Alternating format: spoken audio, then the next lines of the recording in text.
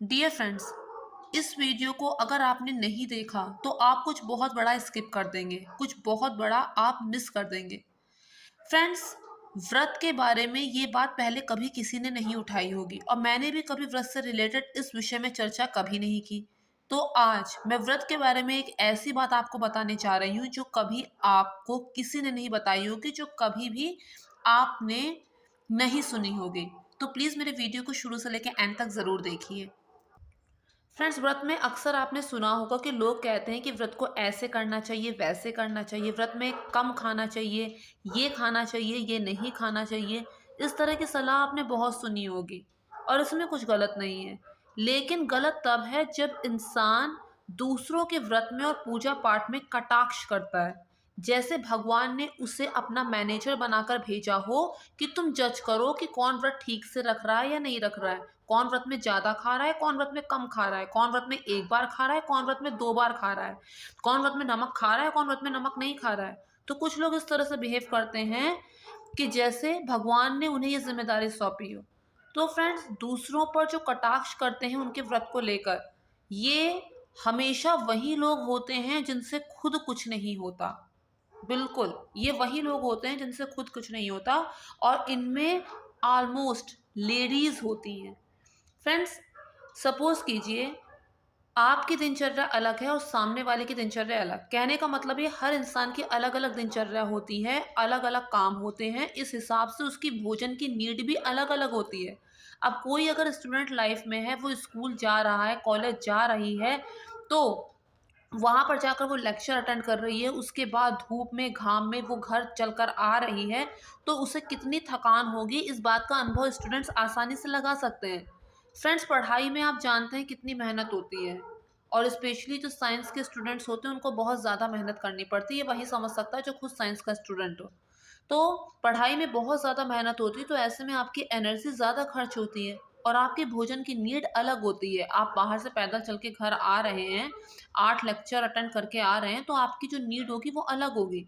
कोई टीचर अगर स्कूल में पढ़ाने जा रहा है, तो फ्रेंड्स आप जानते हैं कि बोलने में कितनी ज़्यादा एनर्जी वेस्ट होती है, कितनी ज़्यादा एनर्जी बोलने में वेस्ट होती है और टीचर का तो काम ही बोलने पर है, तो उसकी भोजन की नीड अलग होगी। कोई अगर घर में रहकर काम कर रही है, कोई गृहिणी है, वो घर में रहकर काम कर रही है, तो घर में चाहे वो कितना ही काम कर ले, लेकिन घर में रहकर फिर भी उसकी भोजन की नीड अलग होगी। आप लोगों ने खुद नोटिस किया होगा कि जब जब आप लोग स्टूडेंट लाइफ में व्रत रखते थे, तो उस टाइम पे आपका खान-पान अलग हुआ करता था और अब शादी के बाद जब आप लोग घर पे काम करते हुए व्रत को रखते हैं, तो उस टाइम पे आपका खान-पान ऑटोमेटिकली कम हो गया होगा।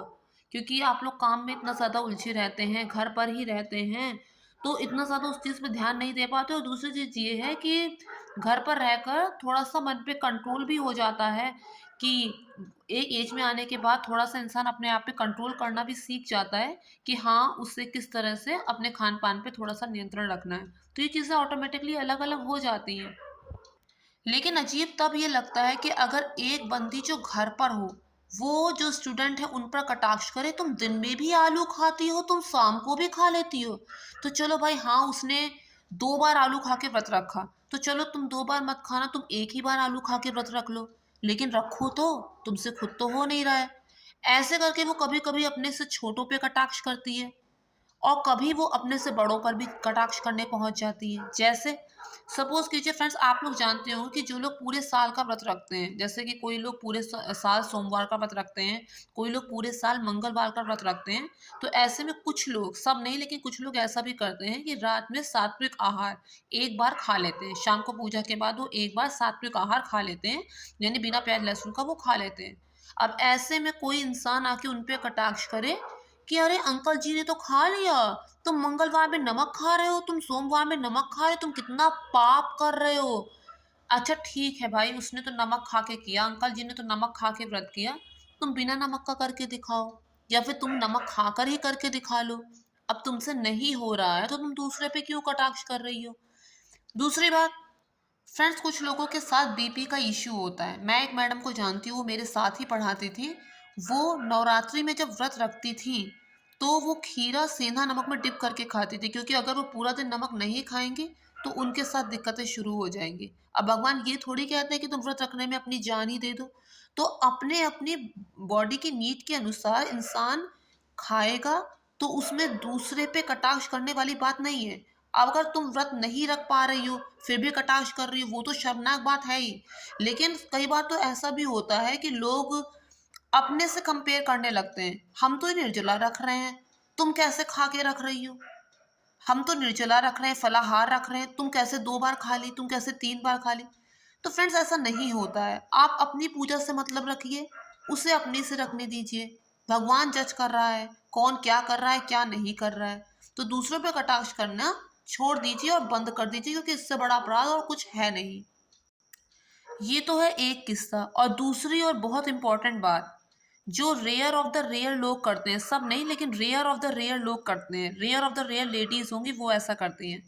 फ्रेंड्स कई बार ऐसा होता है कि इंसान की मजबूरी हो जाती है। अब जैसे स्टूडेंट लाइफ में इंसान है, वो अपनी स्टडी कर रहा है, तो ऐसे में अगर उसने व्रत रखा है, अगर ऐसे में उसने व्रत रखा है, तो ऑब्वियस सी बात है कि शाम को पूजा के बाद उसमें इतनी ताकत ही नहीं बचेगी कि वो अपने लिए खुद कुछ बना ले, क्योंकि उसे बाद में अपनी स्टडी भी कंप्लीट करनी है, उसे अपना स्कूल का होमवर्क भी पूरा करना है, उसे एग्ज़ाम के लिए प्रिपेयर भी करना है, उसे अपनी दुनिया भर की स्टडी करनी है, उसमें इतना समय नहीं होगा, इतनी उसके शरीर में ताकत नहीं होगी। तो उसे ऐसे में दूसरे पर निर्भर होना पड़ेगा कि दूसरा उसे कुछ बनाकर दे दे। अब ऐसे में जो लेडीज़ होती हैं वो बिल्कुल शिकहरे पे चढ़ जाती हैं। अब पूरा दिन उनका इसी चीज़ का बखान रहता है कि अभी हमें उसको ये बनाकर देना है, उसका व्रत का हमें बनाकर देना है। पूरा दिन जो उनके रास्ते में आता है उसी से बखान कर देती हैं कि अभी शाम को हमें उसका बना के देना है, अभी हमें शाम को।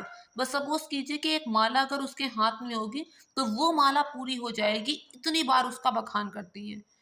सुनने बोलने वाला भी महान और सुनने वाला उससे भी बड़ा महान, कि एक आदमी का आहार बनाने कि एक आदमी का आहार बनाने में व्रत वाले दिन उसे इतना कितना समय लग जाएगा, कितनी ताकत लग जाएगी कि उसके सारे के सारे काम पेंडिंग हो जाएंगे।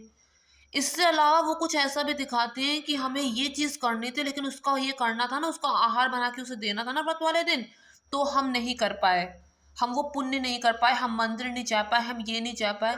तो फ्रेंड्स एक व्यक्ति का, एक इंसान का फलाहार बनाकर देने में कितना समय लग जाएगा कि उसके सारे पुण्य बीच में रुक गए, सब ऐसा हो गया।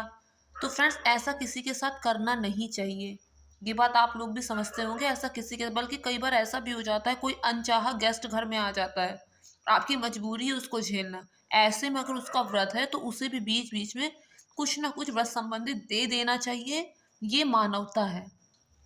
क्योंकि मेरे साथ ऐसा हुआ था, कोई अनचाहा घर में आ गया था जिसे बर्दाश्त करना भारी था, लेकिन व्रत वाले दिन मैंने उसे भी थोड़ी थोड़ी देर में कभी खीरा कभी मखाने कुछ ना कुछ मैंने उसे दिया है, क्योंकि ये मानवता है, मैं ऐसा कर ही नहीं सकती। तो ऐसा किसी के साथ नहीं करना चाहिए। और दूसरी बात फ्रेंड्स ये है कि अगर आपकी कोई मजबूरी नहीं है, अगर टाइम निकाल सकते हैं, अगर एडजस्ट कर सकते हैं, तो ऐसे लोगों पर निर्भर मत रहिए जो इतना एहसान दिखा रहे हैं, अपना खुद ही बना लीजिए। क्योंकि कई बार लेडीज ऐसा भी करती हैं कि सपोज कीजिए बना रही है व्रत का, तो एक पराठा बनाए उसके बाद बगल में खड़े होकर बात करने लग गई। अब दूसरा बंदा पराठे का इंतजार किए बैठा है, बैठा, वो जिसने दिन भर कुछ नहीं खाया, थकान से चूर है, भूख से व्याकुल है, वो बैठा है इंतजार कर रहा है। किस लिए वो ऐसा करती हैं? ताकि वो कुछ बोले कि दूसरा ला दो, तो घर में और कलेश हो सके, इस बात को वो बतंगड़ बनाएं और कुछ कराएं, गंदे गंदे शब्द इस्तेमाल हों। तो इस चीज़ को करें, कोई बाहर वाला ऐसा करे तो समझ में भी आता है, लेकिन जब घर के लोग ही ऐसा करने लग जाएं तो आदमी फिर किससे क्या कहे। तो अगर आप लोग एडजस्ट कर सकते हैं, तो व्रत में दूसरे पे बोझ बनने की बजाय अगर अपना काम खुद ही करें तो वो ज़्यादा सही होगा। तो मैं उम्मीद करती हूँ मेरे वीडियो का मर्म आपको समझ में आ गया होगा, और अगर पसंद आया तो मेक श्योर चैनल को सब्सक्राइब, वीडियो को लाइक और शेयर ज़रूर कीजिए, क्योंकि वीडियो अब बहुत लंबा हो रहा है तो मैं यहीं पे स्टॉप करती हूँ।